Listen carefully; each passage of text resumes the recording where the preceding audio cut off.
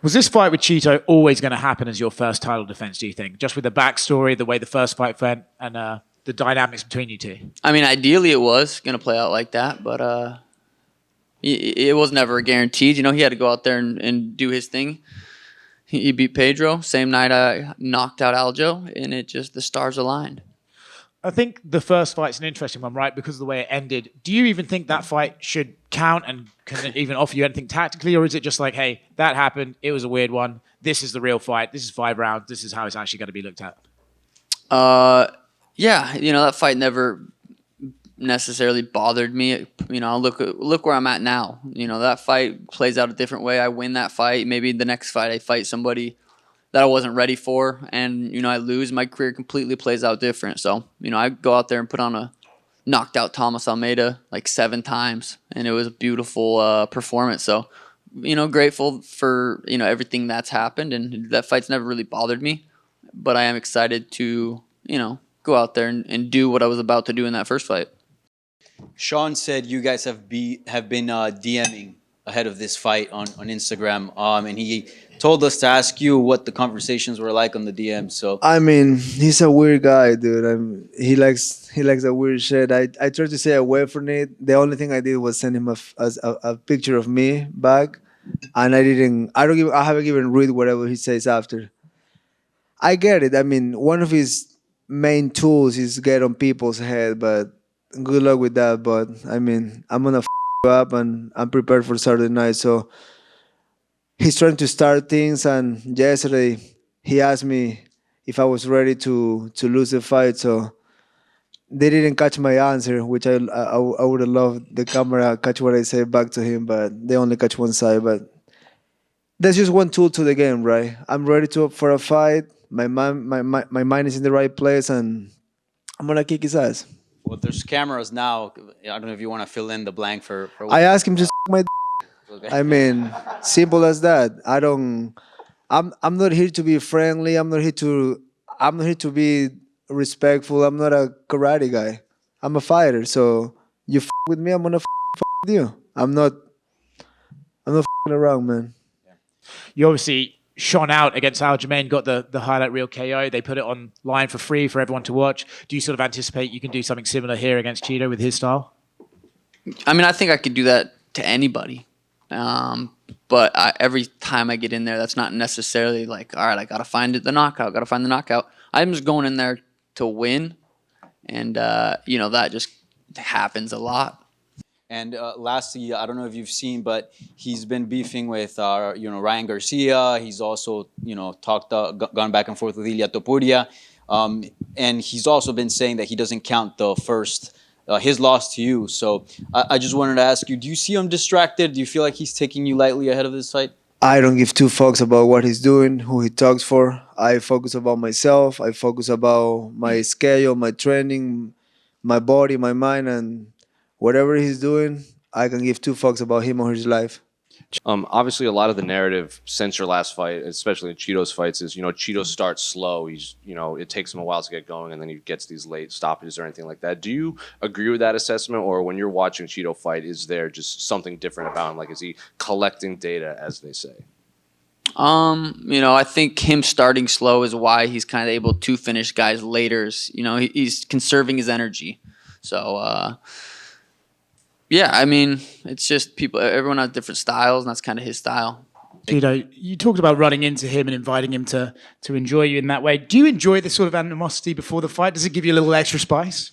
Bro, I'm a street fighter, dude. I don't give two fucks. If you're here and you want to throw down, we throw down. I don't grow up in a environment like his, so if you want to throw down him or his team, trust me. I don't give two fucks, dude. You sort of mentioned that it was a weird DM, but I've got to push on you and say, what exactly did he send you that was weird? He was just trying to get to my head. The text wasn't weird. He's a weirdo. So I'm like, I'm not going to engage with you on a conversation. That's why you send a selfie back, smiling. Speaking of Merab, he's supposed to be the backup for this fight. If Chito doesn't make it, are you willing to fight him? 100%. Yeah, 100%. And talk to me about what a win over Chito would do for your career, because that's your only like official loss, right? And we see some of the greats like GSP avenge your losses and stuff like that. What would it do to your legacy to get that one back? Yeah, I don't know. It doesn't feel like it's there in the first place, so just kind of being. It's just this to me is just another fight. It really is. Do you, you talk about how he's a weird guy, but do you still respect his skills, right? He has shown that he's got some great striking. Of course. I mean, everybody in front of me, I'm not taking them lightly. I know I have never said it's going to be an easy fight. I have never said in the past I'm going to have an easy fight. I'm always there for a hard fight. I'm always expecting the worst, and because the worst can happen very easily in the cage. So with me, it's not like I don't take no one lightly, but I'm not gonna fucking be under you and kind of like be afraid of you. I'm gonna go deep. I'm gonna go as far as I can to get it done. So, and I've been doing it my whole career in the UFC. I got 10 years fighting for the UFC. I have never been on a fight that I disappoint people. You mentioned about his mind games. I'm curious for you. You could play a mind game if you just walk out there and kick him in the calf right away as hard as you can. Do you think that could get into his head? That's exactly what I'm planning to do. I'm gonna get in there and I'm gonna drill a hole to his face, and then what? There's no talking in there. I know his corner likes to do the talking when we're in there, but I'm like, what are you gonna? I mean, I would love my corner to give me advice to win the fight. If my corner is more concerned about talking shit about my opponent and don't tell me what to do, I wouldn't be with the people. But I mean, the whole circle is just like it's all a full rainbow in there, right? And we know what it stands for that these days. You're about to go on to your first title defense. How do you envision your title reign going like in the UFC? Forever. I don't know. I'm just going with the flow right now. I've learned firsthand when I fought Cheeto the first time, anything can happen. I always knew that, but nothing ever happened to me to where it was real. Anything could happen. I'm not looking past him. But for fun, you want to say, what happens in the next 5-10 years? I'd love to never lose. So, but it's going with the flow. And last time out in Boston, the crowd was strongly in your favor. This time out here in Miami, we know there's a huge Hispanic presence. How do you think the crowd will split on Saturday night? Yeah, that's a good question. I guess we'll have to wait and find out. I think it'll be fairly even. And Sean was in here earlier, and he said, because Merab is weighing in as the backup in case one of you don't make it. And he said that if for some reason you didn't make it to the octagon, he would 100% fight Merab. If for some reason Sean didn't make it in on Saturday, would you also be down to fight Merab on short notice? 1000%. And you faced a lot of long, rangy strikers like Dominic and Corey Sandhagen. So I'm curious, how does Sean's skill set compare to those two? He's more of a sharpshooter. He's more of a guy that make you miss and throw a big shot. But the length is pretty similar. Even Font is pretty rangy.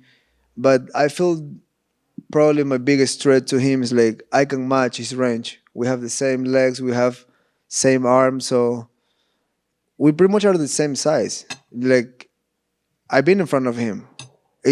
I fought like guys like Corey.